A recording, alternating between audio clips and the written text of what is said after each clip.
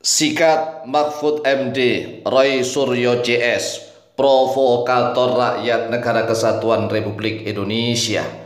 Inilah kalimat-kalimat yang sering diucapkan oleh para pendukung geng Solo. Sangat aneh, luar biasa. Mengapa sangat aneh? Karena seolah-olah Negara Kesatuan Republik Indonesia ini hanya milik mereka saja. Seolah-olah NKRI ini hanya milik geng Solo saja.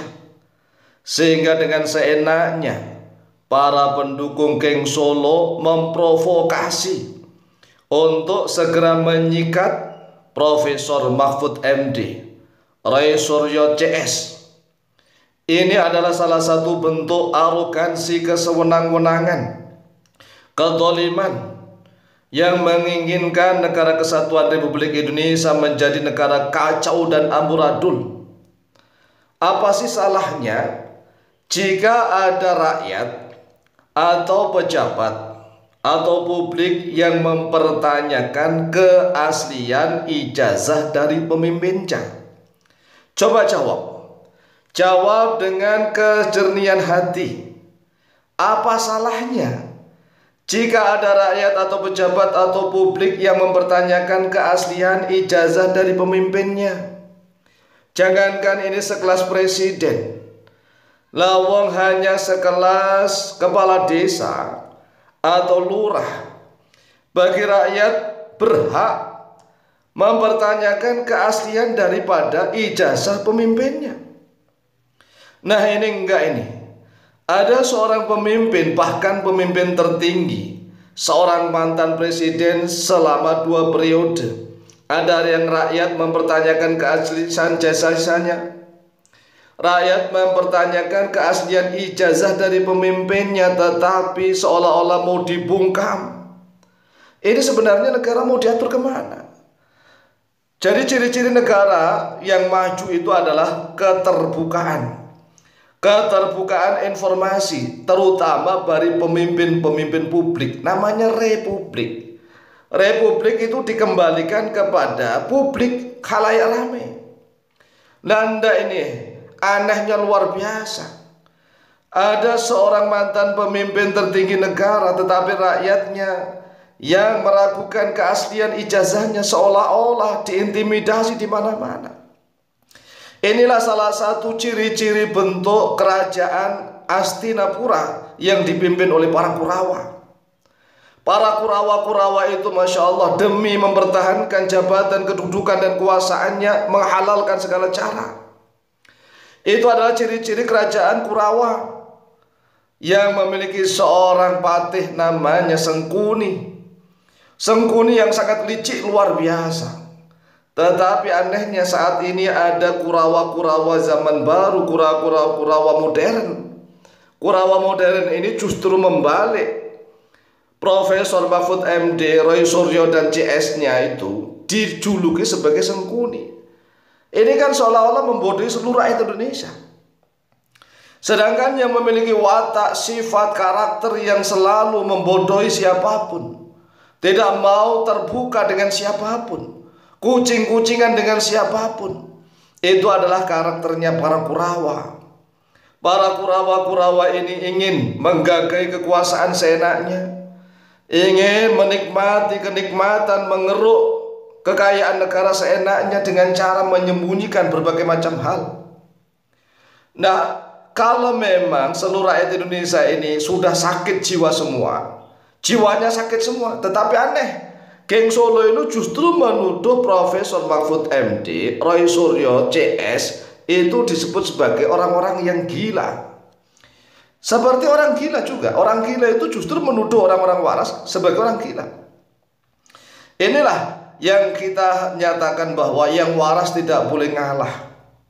Kalau yang waras ngalah, negara ini akan kacau balau, amburadul, akan diatur seenaknya dengan hawa nafsu mereka, nggak ngerti aturan Al-Quran hadis. Profesor Mahfud MD itu bagaimanapun juga dia adalah seorang muslim yang memahami hukum-hukum Islam. Dan Profesor Mahfud MD sangat memperjuangkan Pancasila, NKRI harga mati, walaupun beliaunya adalah paham tentang Quran hadis. Tetapi bagi orang-orang yang tidak paham, bahkan kepanasan terhadap agama Islam, ngaku sebagai agama Islam, tapi kalau ada kiai atau ulama yang ingin membahas tentang tata negara, pemerintahan, kepanasan, seolah-olah jin siluman yang berada di tubuh mereka ini kepanasan, sehingga mereka bareng-bareng menyerang kepada seluruh ulama, kiai, ustadz yang ingin menegakkan kebenaran, kejujuran, dan keadilan. Oleh sebab itulah, siapapun ustadznya, siapapun ulamanya, kiainya, tokoh agamanya, enggak boleh menyerah. Enggak boleh menyerah walaupun toh dituduh, dihina, dihujat, dicaci maki. Karena memang mereka ini sedang dalam keadaan sakit jiwa. Sakit jiwa sehingga mereka kepanasan. Kalau diruqyah, mendengar ayat-ayat suci, mereka kepanasan semuanya. Sekali lagi, para ulama, para kiai, para abuya, para ajengan tidak boleh menyerah jika dihujat, dicaci maki oleh orang-orang yang sedang sakit jiwa. Karena orang yang sedang sakit jiwa itu jiwanya ditahan oleh para jin, siluman, setan. Oleh sebab itulah mereka kelihatannya waras tetapi sebenarnya adalah gila, sehingga mereka menuduh orang-orang yang waras sebagai orang-orang yang sakit jiwa. Mereka seenaknya juga menuduh Profesor Mahfud MD sebagai sengkuni. Orang-orang yang jujur, orang-orang yang apa adanya, justru dituduh sebagai sengkuni, padahal mereka itulah sengkuninya. Oleh sebab itulah, karena negara kita adalah negara demokrasi, di mana banyak kemungkaran, kejahatan yang menguasai negeri, maka para penjahat, para bajingan itulah yang akan menjadi pemimpin di negeri tersebut. Tetapi di mana ada suatu bangsa yang rakyatnya rata-rata orang yang baik, jujur, adil, dan bijaksana, maka pemimpinnya pun akan diambil orang yang terbaik di antara mereka. Orang-orang yang paling jujur, orang-orang yang paling baik, yang paling bersih, paling adil dan bijaksana itulah yang akan diangkat menjadi pemimpin di antara mereka. Sekarang kita lihat Indonesia, karena memang mayoritasnya rakyatnya senting-senting, hanya hawa nafsu yang diutamakan, maka jangan heran jika para pemimpin-pemimpin Indonesia ini adalah orang-orang yang senting, orang-orang yang sakit jiwa, yang katanya ingin reformasi mental. Justru mental mereka itulah yang harus direformasi.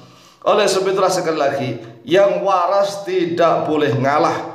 Jika yang waras ngalah, maka negara kita ini akan selalu diatur oleh orang-orang gila. Demikian, semoga Indonesia menjadi baldatun thayyibatun wa rabbun ghafur. Amin Allahumma amin. Allahu akbar, Allahu akbar, walillahil hamd.